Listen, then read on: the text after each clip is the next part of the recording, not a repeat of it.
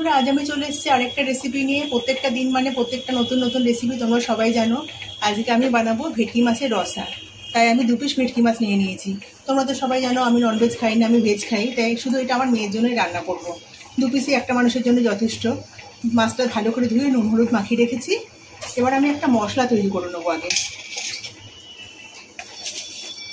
আমি এই জিরেটাকে না বাটবো, কিন্তু মিক্সিতে বাটবো তো, তাই মিক্সিতে না মানে ভালো পেস্ট হয় না, খুব ভালো মিহি পেস্ট আমি করতে চাইছি। তাই এই ধনে জিরেটা হালকা একটুখানি শুধু কড়াইটা একটু গরম করে নেব, তারপরে এর সাথে মশলা দিয়ে আমি একসাথে বেটে নেব।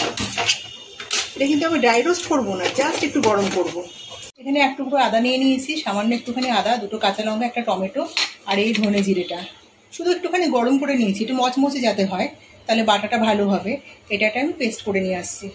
সরষের তেল বসিয়ে দিয়েছি, আমি মাছগুলো সরষের তেলের মধ্যে ভাজবো। মশলাটা বাটা হয়ে গেছে, এর মধ্যে শুধু হলুদ দেবো, আর কিছু দেবো না।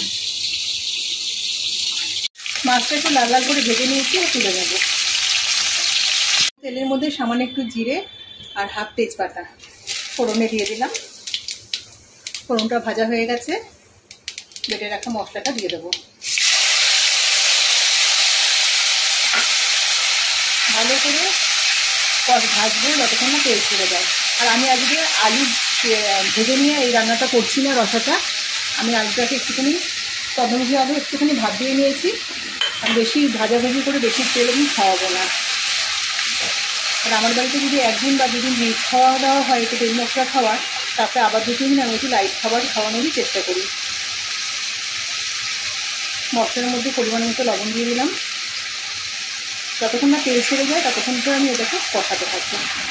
মশলাটা ভালো করে ভাজা হয়ে গেছে, মশলা থেকে তেল ছাড়তে শুরু করে দিয়েছে। এখন এই সেদ্ধ করে রাখা আলুটা এর মধ্যে দিয়ে দেবো। একটুখানি আলুটা দিয়ে নেড়ে চেড়ে নেব। এবার জল দিয়ে দেব।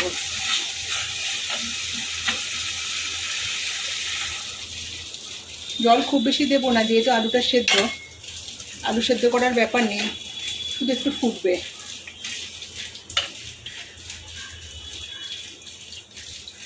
আর জল দেবো না, ওইটা ফোটার জন্য অপেক্ষা করব। শুরু করেছে, এখন সামান্য একটু চিনি দিয়ে দেবো। আমি সব রান্নায় চিনি ব্যবহার করি, যারা আপনারা যারা আমার ভিডিও দেখেন তারা জানেন। এবার দিয়ে দেবো হোমমেড গরম মশলা, দেবো আমি এর মধ্যে। রসা মানে কিন্তু একটু গরম মশলা দিতে হবে। এই হোমমেড গরম মশলাটা দিলে না রান্নার টেস্ট দ্বিগুণ হয়ে যায়। মাছটা দিয়ে দেবো।